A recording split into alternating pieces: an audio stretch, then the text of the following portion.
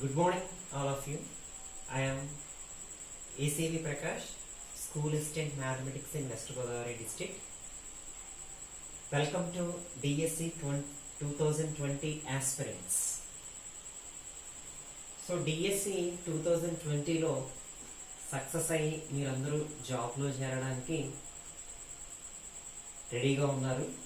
దానికి మీరు చేయాల్సిన ప్రయత్నాల గురించి, అలాగే నేను డిఎస్సి 2008లో సెలెక్ట్ అయ్యాను, దాని గురించి కొంత నేను మీకు వివరించబోతున్నాను. నా పేరు ప్రకాష్, నేను వెస్ట్ గోదావరి డిస్ట్రిక్ట్లో చదువుకున్నాను. నాకు బీఈడి 2008లో నేను కంప్లీట్ చేశాను.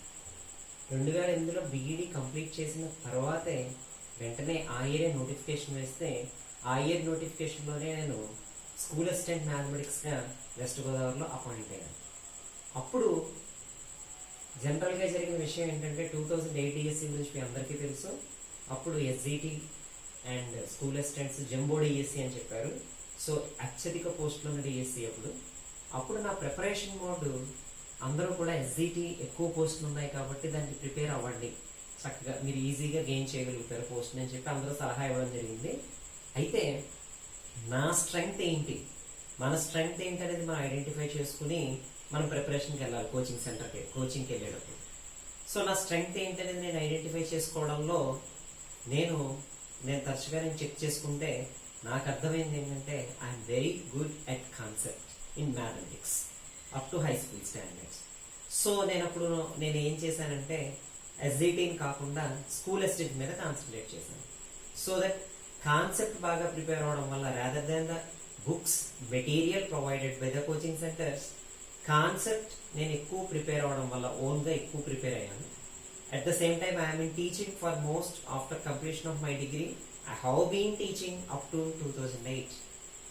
That again helps me in selection of the job. So అక్కడ నేను స్కూల్ అసిస్టెంట్గా ప్రిపేర్ అవుతున్నప్పుడు కాన్సెప్ట్ ఓరియంటేషన్గా ప్రిపేర్ అయ్యాను. ప్రిపరేషనే కాన్సెప్ట్ ఓరియంటేషన్గా ప్రిపేర్ అయ్యాను. సో దట్ ఆ డిఎస్సిలో 70 బిట్స్కి out of 70 bits we have 35 marks. For that 35 I got 33 and off. So that నన్ను అది స్టాండర్డ్లో నిల్చోబెట్టింది. I got the district 12th rank in my DSC. So నేను చెప్పే కాన్సెప్ట్ ఏంటంటే మీరు ప్రిపేర్ అవుతున్నప్పుడు ఏ సబ్జెక్ట్ అయినా either SGT or school assistant అనేది ముందు మీరు క్లియర్ కట్గా ఫిక్స్ అవ్వడం. సెకండ్, దానికి తగ్గ ప్రిపరేషన్ అనేది కాన్సెప్ట్ వైజ్గా ప్రిపేర్ అవ్వడం. జనరల్గా చాలా మందిని చూస్తుంటాం ప్రిపరేషన్లో వాళ్ళు కోచింగ్ ఏముంది, బుక్స్ ఏమున్నాయి, మెటీరియల్ ఏముంది, మెటీరియల్ ఏం ప్రొవైడ్ చేస్తారని చూసి కేవలం మెటీరియల్ బిట్స్ కింద ప్రాక్టీస్ చేయడం ద్వారా మార్కులు ఎక్కువ సాధించగలను అని అనుకుంటారు. కానీ that is absolutely wrong. If you learn the concept, if you apply the concept, if you think logically the concept, then you can get very good marks in examination, in any competitive examinations. Regular ఎగ్జామినేషన్స్కి అయితే మనం కొన్ని questions base చేసుకుని, కొన్ని concepts base చేసుకుని చదువుకుంటే సరిపోతుంది. But competitive examination prepare అయ్యేటప్పుడు, especially multiple choice questions prepare అయ్యేటప్పుడు జనరల్గా మనం ఏం థింక్ చేస్తామంటే కరెక్ట్ ఆన్సర్ చూస్ చేస్తే మన పని అయిపోయింది అనుకుంటాం. కానీ కరెక్ట్ ఆన్సర్ చూస్ చేయకూడదు. కరెక్ట్ ఆన్సర్ చూస్ చేయడంతో పాటు రిమైనింగ్ 3 ఆన్సర్స్కి ఏ క్వశ్చన్స్కి ఆన్సర్స్ మనం ఐడెంటిఫై చేయగలిగితే that will be the good preparation in particularly GK and methodology and psychology, all remaining things. In particularly mathematics. My subject is mathematics. I am selected for SCA Mathematics in 2008 and I have been doing very well with the mathematics. And this is ప్రతి అందరికీ తెలుసు, this is the most respectable and decent job in the society. So we should definitely concentrate on the topics, on the concepts within 2 or 3 months. Then definitely the rest of the life will be very nice. So అది మనం సాధించడానికి concept orientation is very important. ఎందుకు ఇంతలా చెప్తున్నాను అంటే ఒక క్వశ్చన్ని different వేస్లో అడగడానికి ఆప్షన్స్ ఎక్కువ ఉండే ఎగ్జామినేషన్స్ కాంపిటేటివ్. పర్టికులర్లీ డిఎస్సి అనేది టీచర్ని టెక్స్ట్ చేయడానికి కాబట్టి వాడు ఇచ్చే ఆప్షన్స్ అన్నీ కూడా దానికి రిలేటెడ్గా ఉంటాయి. అట్ ద సేమ్ టైం మనం కన్ఫ్యూజ్ చేసే విధంగా ఉంటాయి. So have a deaf year with all the remaining discouragement people. నీకు రాదు, ఎందుకు వస్తుంది, అక్కడ చాలా తక్కువ పోస్టులు ఉన్నాయి, నువ్వు ప్రిపేర్ అవ్వలేవు అని చెప్పే సజెషన్స్ని మీరు నెగిటివ్ సజెషన్స్ని మీరు మనసులోకి తీసుకోకూడదు. మీరు ఎప్పుడు ఎలా కాన్ఫిడెంట్గా ఫీల్ అవ్వాలంటే నేను ఒక సబ్జెక్ట్ నేర్చుకుంటున్నాను. ఇది నేర్చుకునేటప్పుడు ఎలా నేర్చుకుంటాం సార్? అది అర్థమయ్యేదాకా నేర్చుకుంటాం. మనకు ఒకవేళ అర్థం కాకపోతే నెక్స్ట్ మళ్ళీ దాన్ని 2 సార్లు 3 సార్లు ప్రిపేర్ అవుతాం. సబ్జెక్ట్ నేర్చుకుంటున్నాం అన్నట్టుగా ప్రిపేర్ అయితే ఖచ్చితంగా మన కాన్సెప్ట్ వస్తుంది. కాన్సెప్ట్ ఎప్పుడైతే వచ్చిందో వాడు ఏ విధంగా క్వశ్చన్ అడిగినా మనం ఆన్సర్ చేయగలిగేలా ఉంటాం. సో యాజ్ ఎ టీచర్గా మనకు అది ఉండాలి. అలాగే నా ప్రొఫెషనల్ లైఫ్ గురించి చెప్పాలంటే నేను జాబ్లో జాయిన్ అయిన తర్వాత నుంచి కూడా సబ్జెక్ట్ని ఎన్రిచ్మెంట్ చేసుకుంటూ అప్ టు దిస్ నేను 10th క్లాస్ పాలిటెక్నిక్ అవనివ్వండి, మా స్కూల్ పిల్లలు గవర్నమెంట్ స్కూల్ పిల్లలకి నేషనల్ లెవెల్ స్కాలర్షిప్స్ ఎగ్జామినేషన్స్ అవనివ్వండి, కంటిన్యూగా నేను వాళ్ళకి చెప్తూ ఆ కోచింగ్ వల్ల ఏంటంటే మనకి సబ్జెక్ట్ ఇంప్రూవ్ అవుతుంది, at the same time students కూడా బెనిఫిట్ అవుతారు. So it's a continuous process. మన subject learning is very very important. Teaching and byhearting కాదు నేను మాట్లాడేది, లెర్నింగ్. కాన్సెప్ట్ అనేది నేర్చుకోవడం ద్వారానే మనం ఎక్కువ ఫ్రూట్ఫుల్నెస్ వస్తుంది. దాని ద్వారా మనం ఏ ఎగ్జామినేషన్ అయినా ఖచ్చితంగా ఫేస్ చేయొచ్చు. And this is my introduction. And ఇప్పుడు మనం వెళ్ళే డిఎస్సి ఎగ్జామినేషన్, అందులో ఏదైనా SGT or school assistant, SGT mathematics కానీ స్కూల్ అసిస్టెంట్ మ్యాథమెటిక్స్ కానీ గురించి మనం మాట్లాడితే, ఇక్కడ as my subject is mathematics, I want to explain a little bit about that. So we know that some logic in the mathematics itself. See here. In previous days, our maths teachers used to say that how to remember the spelling of a mathematics. In between 2 maths, he passed ICS examination. So రెండు చేపల మధ్య అతను ICS examination pass అయ్యాడు, కూర్చొని చదువుకుని సరదాగా చెప్పేవాడు. The subject itself, the name itself is a logic. So it's based on logic. At the same time, the understanding levels depends on understanding levels. Now, if you go with the mathematics in SGT or SCA, it is very, very, very easy. SGT లో మనకి mathematics ఏ standard వరకు అంటే వాడు 1st class 3rd class నుంచి 8th class వరకు syllabus అని చెప్పి difficulty level 10th class వరకు అని మెన్షన్ చేస్తారు. అలాగే స్కూల్ అసిస్టెంట్ మ్యాథ్స్ వచ్చి మనకి ఏం చెప్తారంటే మొత్తం up to present intermediate syllabus వరకు వాళ్ళు మెన్షన్ చేస్తారు. సో ఈ రెండింటికి ప్రిపరేషన్ మోడ్ ఎలా ఉండాలి అనే దాని గురించి మనం ఒకసారి డిస్కస్ చేస్తే, ఇప్పుడు ఎస్జిటిలో SGT or school assistant up to 10th it's common, syllabus is common. School assistant కి ఇంటర్మీడియట్ లెవెల్లో ఉంటుంది, ఈ ఎస్జిటికి 10th క్లాస్ లెవెల్లో ఉంటుంది. కాబట్టి ఈ టాపిక్స్ ని అసలు ఎలా అడుగుతారు, ఏ వేలో ఉంటాయి, అసలు ఎలా చేద్దాం, మన ప్రిపరేషన్ ఎలా ఉండాలి, కాన్సెప్ట్ ఎలా నేర్చుకోవాలి అనే దానికి చిన్న ఎగ్జాంపుల్స్ మనం మాట్లాడదాం. ద ఫస్ట్ థింగ్ ఏంటంటే, ఫస్ట్ సిస్టమ్ లో మనకి స్టార్ట్ అయ్యేది మ్యాథమెటిక్స్ లో number system. So number system is both for school assistant and SGT. So ఈ నెంబర్ సిస్టమ్ లో మాట్లాడేటప్పుడు మనం చాలా మాట్లాడుతాం, real natural numbers, whole numbers, integers, rationals, irrationals and real numbers. ఇక్కడ రేషనల్స్, ఇర్రేషనల్స్, రియల్ నెంబర్స్ గురించి మనం మాట్లాడుతున్నప్పుడు చిన్న కాన్సెప్ట్ మీకు ఫర్ ఎగ్జాంపుల్ చెప్తాను. ఇర్రేషనల్ నెంబర్స్ కరణీయ సంఖ్యలో అన్నప్పుడు √2 అనేది కరణీయ సంఖ్య. అసలు దేనిని కరణీయ సంఖ్య అంటాం అనేది ఒక డెఫినేషన్, దేనిని ఇర్రేషనల్ నెంబర్ అంటాం, దానికి ఒక డెఫినేషన్ చాలా క్లియర్ గా మనకి మెన్షన్ చేసింది. దాని పరంగా ఆలోచిస్తున్నప్పుడు ఒక చిన్న ఎగ్జాంపుల్ ద్వారా దాన్ని ఎక్స్ప్లెయిన్ చేస్తాను. ఇప్పుడు 1, 2, 3, 4, 5, 6, 7, 8, 9 ఇలా నెంబర్స్ ఉన్నాయి. ఈ నెంబర్స్ ని ఇప్పుడు 1 ని ఎక్సెప్ట్ 1 ని పక్కన పెట్టి రిమైనింగ్ నెంబర్స్ ఇవన్నీ కూడా రేషనల్ నెంబర్సే, అకరణీయ సంఖ్యలే. ఈ అకరణీయ సంఖ్యలని వాడు చెప్పిన డెఫినేషన్ ఏమని చెప్తాడు, కరణికి ఒక అకరణీయ సంఖ్యను వేరొక అకరణీయ సంఖ్య యొక్క nవ ఘాతంగా వ్రాయ వీలు లేకపోతే, a rational number which cannot be expressed as nth power of any other rational number అని స్టేట్మెంట్ చెప్పేస్తారు. మరి స్టేట్మెంట్ ఇక్కడ మనం ఎలా అర్థం చేసుకోవాలి, ఇప్పుడు 2 ఉంది, 2ని వేరొక నెంబర్ పవర్ కింద నువ్వు రాయగలవా అంటే, ఫర్ ఎగ్జాంపుల్ 2ని 2^1 కింద రాయగలను, వేరే ఏ నెంబర్ పవర్ కిందైనా మనం రాయగలమా, రాయలేము. అలాగే 3ని కూడా 3^1 అని రాయగలను, కానీ వేరే ఏ నెంబర్ పవర్ కింద నేను రాయగలను. ఇక్కడ 4 దగ్గరికి వచ్చినప్పటికి 4 నేను రాయగలను, 2² రాయగలను. అలాగే 5ని రాయలేను, అలా 6ని కూడా రాయలేను, 7ని రాయలేను, 8ని 2 క్యూబ్ అని రాయగలను, అలాగే 9ని 3 స్క్వేర్ అని రాయగలను.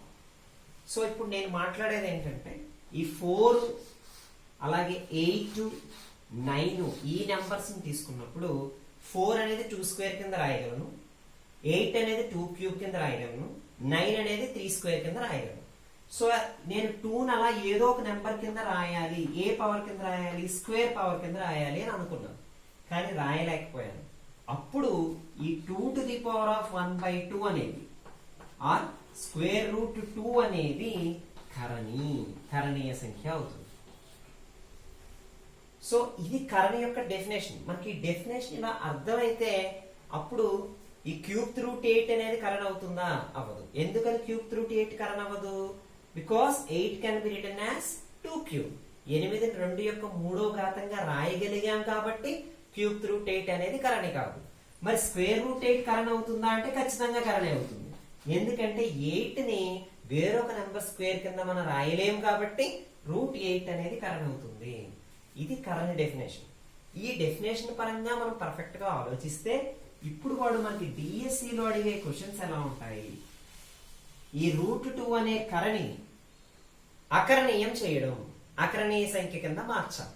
అకరణీయం చేయడం అంటే ఏం లేదు, దీనిని దేనితో మల్టిప్లై చేస్తే అకరణీయ సంఖ్య వస్తుందో ఆ ప్రాసెస్ ని అకరణీయం చేయడం అంటాం. రేషనలైజేషన్ అంటే to change an irrational number into rational number by multiplying with another irrational.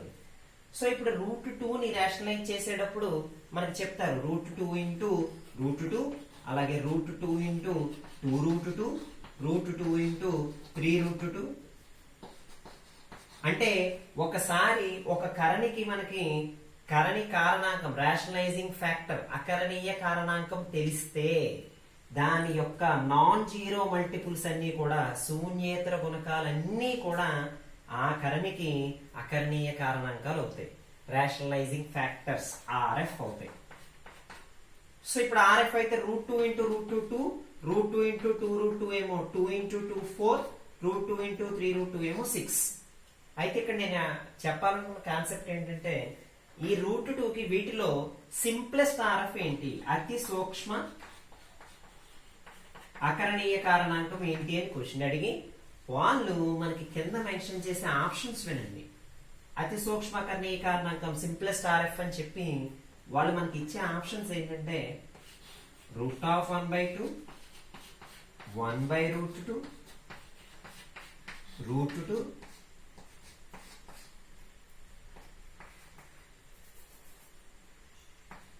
√2. So ఈ 4 ఆప్షన్స్ లో సింప్లెస్ట్ RF ఏది అంటే మనం జనరల్ గా మనకు చూస్తూ మనం ఫస్ట్ నుంచి చెప్తున్నారు కాబట్టి √2కి √2 అని చెప్పేస్తాం. కానీ వాడు కన్ఫ్యూజ్ చేసే ఆప్షన్ 1/√2 కూడా ఇచ్చాడు. అంటే 1/√2ని √2తో మల్టిప్లై చేస్తే ఈ √2 క్యాన్సిల్ అయ్యే వస్తుందండి 1 వస్తుంది. అప్పుడు 1 అంటే ఇంకా సింప్లెస్ట్ కరణీయ సంఖ్య వచ్చేసింది కదా, కాబట్టి 1/√2 సింప్లెస్ట్ RF అవుతుంది కదా అనే అవకాశం రావచ్చు. మల్టిపుల్ చాయిస్ ఇచ్చినప్పుడే సమస్య. ఎందుకంటే 2-3 ఆన్సర్లు ఒకేలా ఉండడంతో మనం సరైన ఆన్సర్ ని కనిపెట్టగలగాలి. మరి దాన్ని ఎలా? ఇంకొక విచిత్రమైన విషయం ఏంటంటే మీరు అబ్జర్వ్ చేస్తే ఈ 1/√2 అన్న √1/2 అన్న ఒకటే కదండి. ఎందుకంటే 1 can be written as √1. √1/√2 is nothing but √1/2. So కాబట్టి ఇవి ఈ రెండు కూడా కరణీయే. మరి దీనికి సింప్లెస్ట్ అవుతుందా? మల్టిప్లై చేస్తే 1 వస్తుంది కదా సార్, అది సింప్లెస్ట్ అయిపోతుందా అంటే కాదు. బేసిక్ డెఫినేషన్ మనం ఏంటంటే a⁴1/n కి సింప్లెస్ట్ RF వచ్చి a⁴1-1/n. ఈ కాన్సెప్ట్ మనం నేర్చుకుంటే అప్పుడు ఖచ్చితంగా మనం √2కి సింప్లెస్ట్ RF వచ్చి √2 తప్ప వేరే ఏ నెంబరు కాదు అని చెప్పగలుగుతాం.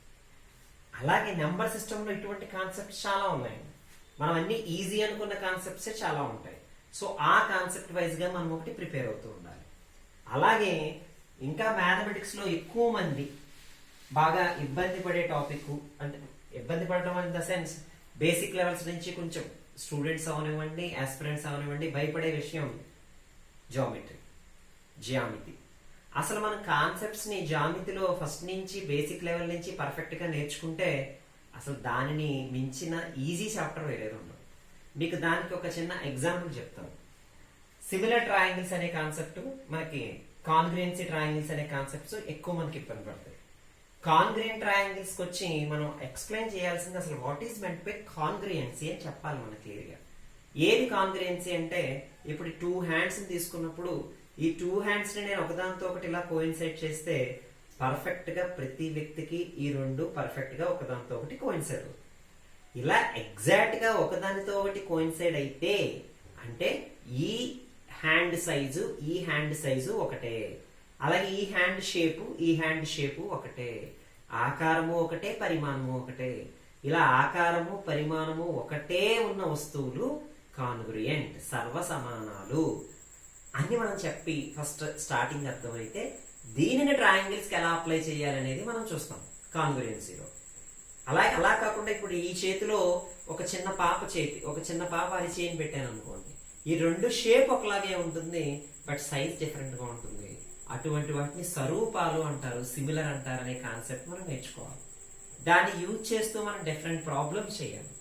అలాగే టెక్స్ట్ బుక్ లో ఉన్న కాన్సెప్ట్స్ ని అనలైజ్ చేసుకుంటూ వాటికన్నా షార్ట్ కట్స్ ని మనం ఐడెంటిఫై చేయగలగాలి. ఫర్ ఎగ్జాంపుల్ మనకి 10th క్లాస్ లో సిమిలర్ ట్రయాంగిల్స్ గురించి మనం మెన్షన్ చేసినప్పుడు, సిమిలర్ ట్రయాంగిల్స్ లో ఏబిసి ఫస్ట్ ఇచ్చిన బేసిక్ ప్రపోర్షనాలిటీ థీరం, ఒక త్రిభుజంలో ఒక భుజానికి సమాంతరంగా గీచిన రేఖ 2 భుజాలను వేర్వేరు బిందువుల వద్ద ఖండిస్తే ఆ 2 భుజాలు ఒకే నిష్పత్తిలో విభజింపబడతాయి అనేది మనకి basic proportionality theorem. In a triangle, if a line drawn parallel to one side divides the other 2 sides at 2 different points, then the 2 sides are divided in the same ratio అనేది బేసిక్ ప్రపోర్షనాలిటీ థియరం. ఎప్పుడైతే అలా విభజింపబడతాయి అని మనం mention చేసినప్పుడు మనం proof లో ఏం చెప్తామంటే AD by DB is equals to AE by EC అని చెప్పి మనం మెన్షన్ చేస్తాం. AD by DB equal to AE by EC అని మెన్షన్ చేస్తాం. కానీ మనకి టెక్స్ట్ బుక్ లో ప్రాబ్లమ్స్ ఇచ్చినప్పుడు AD వాల్యూ ఇచ్చి AB వాల్యూ కూడా ఇచ్చి AE వాల్యూ ఇచ్చి AC వాల్యూ ఫైండ్ అవుట్ చేయమంటారు. జనరల్ గా మన టెక్స్ట్ బుక్ లో ఇచ్చిన సొల్యూషన్స్ వాటి మీద ఏం ఆధారపడి ఉంటుంది, AD by DB ని వాళ్ళు అలా రాసుకుంటారు. మళ్ళా AD X అనుకుని ఇది Y minus X అని రాసి మళ్ళా ఇది Z అని ఈ మొత్తం కనుక W ఇస్తే దీన్ని W మైనస్ Z అని రాసి ఈ AD by DB equal to AE by EC ని మనం ప్రూవ్ చేస్తాం. కానీ అలా చేయకుండా మనం ఇక్కడ ఏం మెన్షన్ చేస్తాం, ఈ చిన్న ట్రయాంగిల్ ADE చిన్న ట్రయాంగిల్ తీసుకుని అలాగే ABC పెద్ద ట్రయాంగిల్ తీసుకుని ఈ 2 ట్రయాంగిల్స్ సిమిలర్ అని ప్రూవ్ చేసి మనం డైరెక్ట్ గా AD by AB equal to AE by AC తీసుకుని ఆన్సర్ చేస్తాం. సో ఇటువంటి షార్ట్ కట్స్ ని మనం ట్రిగనోమెట్రీ అలాగే జామెట్రీ ఆల్జీబ్రాలో మనం యూజ్ చేసుకున్నట్లయితే ఎగ్జామ్ లో చాలా ఫాస్ట్ గా రాయొచ్చు. అలాగే మల్టిపుల్ చాయిస్ లో మనం కన్ఫ్యూజ్ అయ్యే అవకాశం ఎక్కువ ఉంటుంది. సో కాబట్టి ప్రతి చాప్టర్ ని కూడా టెక్స్ట్ బుక్ లో ఉన్న ప్రతి ప్రాబ్లము మనకి తెలిసి ఉండాలి, వాటిలో ఉన్న షార్ట్ కట్స్ కూడా తెలిసి ఉండాలి, ఈజీగా మనం చేయగలిగేలా ఉండాలి. అలాగే కాన్సెప్ట్ చాలా క్లియర్ గా ఉండాలి. సో ఈ విషయాలను మీరు అందరూ దృష్టిలో పెట్టుకుని నేను మ్యాథమెటిక్స్ కి వచ్చి ఇలా SCT లెవెల్లో up to 10th level, school assistant లెవెల్లో అప్ టు ఇంటర్మీడియట్ లెవెల్ నేను కాన్సెప్ట్ వైజ్ గా మీకు ఎక్స్ప్లెయిన్ చేయగలుగుతాను. దానికి సంబంధించిన టెక్స్ట్ బుక్స్ మనం ఎప్పుడు కూడా స్టాండర్డ్ గా, నేను DSC ప్రిపేర్ అయినప్పుడు కూడా standard books, Telugu academy books మాత్రమే నేను మిగిలిన వాటికి ప్రిపేర్ అయ్యాను. ఇది టెక్స్ట్ బుక్స్ ని ఈచ్ అండ్ ఎవ్రీ పాయింట్ నేను చేయగలిగాను. ఇంకొక చిన్న ఎగ్జాంపుల్ తో నేను ఈ సెషన్ ని మీకు కంక్లూడ్ చేస్తాను. ఇందులో ఒక చిన్న విషయం, ఎందుకంటే కాన్సెప్ట్ ఓరియంటేషన్ లో చెప్పడంలో లోకస్ బిందు పదము అనే టాపిక్ ఉంది. బిందు పదం సరే మనకు ఉపయోగం ఏముంది, ఇప్పుడు మనకి సిలబస్ లో లేదు కదా. బిందు పదంలో మనం ఇక్కడ ఏం యూజ్ చేయగలం అంటే బిందు పదాన్ని యూజ్ చేసే మనం కొన్ని థియరమ్స్ చెప్పగలుగుతాం. ఫర్ ఎగ్జాంపుల్ మనం మామూలుగా సర్కిల్ చెప్తాం. సర్కిల్ అంటే ఏమని చెప్తాం, ఏమని చెప్పాలి? సర్కిల్ అంటే ఒక స్థిర బిందువు నుండి సమాన దూరంలో ఉన్న బిందువుల పదం, అదే వృత్తం. ఇదే వృత్తము ఇప్పుడు నేను రెండు బిందువులకి వెంటనే ఒక స్టూడెంట్ ఒక మ్యాథమెటిక్స్ స్టూడెంట్స్ గా ఉండాల్సిన లక్షణం ఏంటంటే ఎట్టి పరిస్థితుల్లోనూ ఒక చెప్పిన టాపిక్ ని చదవడం ప్రాక్టీస్ చేయడం ఇమీడియట్ గా దాని మీద డౌట్స్ అరైజ్ చేయడం.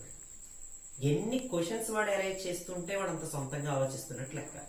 నేను క్లాస్ లో ఒక విద్యార్థికి ఒక బిందువుకి సమాన దూరంలో ఉండే బిందువుల పదము వృత్తము అని చెప్పాను. డైరెక్ట్ గా ఇలా బిందు పదం వృత్తము అని చెప్తే వాడికి అర్థం కదా. అంటే మెథడాలజీలో కూడా మెథడాలజీ టాపిక్ గురించి కూడా చెప్తున్నాం. ఇలా ఒక బిందువు పదం అని చెప్పేస్తే సరిపోదు, మరి వాడికి అర్థం అయ్యేలా అలా చెప్పాలి. సింపుల్ గా చెప్తాం. ఒరే మన స్కూల్ రేపు ఆగస్ట్ 15న మీరు పూలు తీసుకురావాలి జెండాలో వాటికి. దానికి ఎలా చేస్తాము? ఒరే మన స్కూల్ దగ్గర నుంచి ఒక 1/2 కిలోమీటర్ డిస్టెన్స్ లో ఉన్న ఇల్లు అని అడిగాము అనుకోండి. మన స్కూల్ దగ్గర నుంచి 1/2 కిలోమీటర్ డిస్టెన్స్ లో ఉన్న ఇల్లు అంటే ఈస్ట్ వైపా, వెస్ట్ వైపా, నార్త్ వైపా, సౌత్ వైపా అని అడగరు. సార్ మా ఇల్లు దగ్గర సార్, మా ఇల్లు దగ్గర సార్, మా ఇల్లు దగ్గర సార్ అన్నారు. అంటే కరెక్ట్ గా ఒరే ఇక్కడి నుంచి 1 కిలోమీటర్ డిస్టెన్స్ చొప్పున ఉన్న ఇళ్ళన్నీ మీరు లొకేట్ చేయండి అని చెప్తే ఆ పాయింట్స్ అన్నిటినీ కలిపితే వచ్చేది ఎవరండి? సర్కిల్. అంటే డెఫినేషన్ ని అప్లికేషన్ చేయడం. అప్పుడు వెంటనే డౌట్ ఏం రావాలంటే ఒక బిందువుకి సమాన దూరంలో ఉండే బిందువులు చెప్పేశారు సార్. ద పాయింట్స్ వచ్చారు equidistant from A fixed point చెప్పారు. ఒకవేళ రెండు బిందువులకి సమాన దూరంలో ఉంటాయి అంటే ఆ ఊరు ఒకడు ఉన్నాడు, ఈ ఊరు ఒకడు ఉన్నాడు, ఈ ఇద్దరు ఊర్లకి సమాన దూరంలో ఉన్న బిందువులన్నీ ఎక్కడ ఉంటాయి సార్ అంటే దానికి లోకస్ మనకి ఏం చెప్తుందండి? ఆ రెండు బిందువుల్ని కలిపే రేఖాఖండము యొక్క లంబ సమద్విఖండన రేఖయే ఆ బిందువుల బిందు పదము.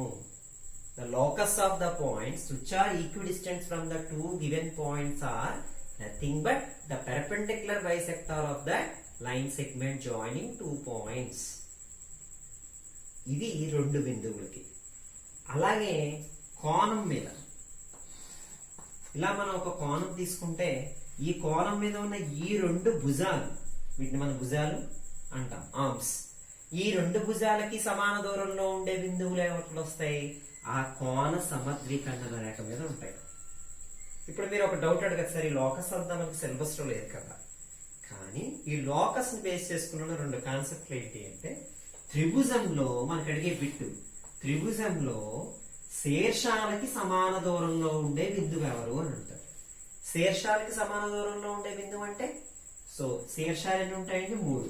3 బిందువులకి సమాన దూరంలో ఉండే బిందువు అంటే ఈ రెండు బిందువులకి సమాన దూరంలో ఉండే బిందువు, ఈ రెండు బిందువులకి సమాన దూరంలో ఉండాలి, ఈ రెండు బిందువులకి సమాన దూరంలో ఉండాలి. అంతే కదండి. The point which is equidistant from the vertices of a triangle. ఇది ఎలా అప్లై చేస్తాం? ఈ రెండు బిందువులకి సమాన దూరంలో ఉండే బిందువులు ఏం చెప్పానండి? పర్పెండిక్యులర్ బైసెక్టార్, లంబ సమద్విఖండన రేఖ. అందుకని దీనికి లంబ సమద్విఖండన రేఖ గీస్తాం. అలాగే ఈ రెండిటికి లంబ సమద్విఖండన రేఖ గీస్తాం. అలాగే ఈ రెండు బిందువుల్ని కలిపే రేఖాఖండానికి లంబ సమద్విఖండన రేఖ గీస్తే ఆ మూడు కలిసే బిందువే ఏంటంటే పరివృత్త కేంద్రం, సర్కం సెంటర్.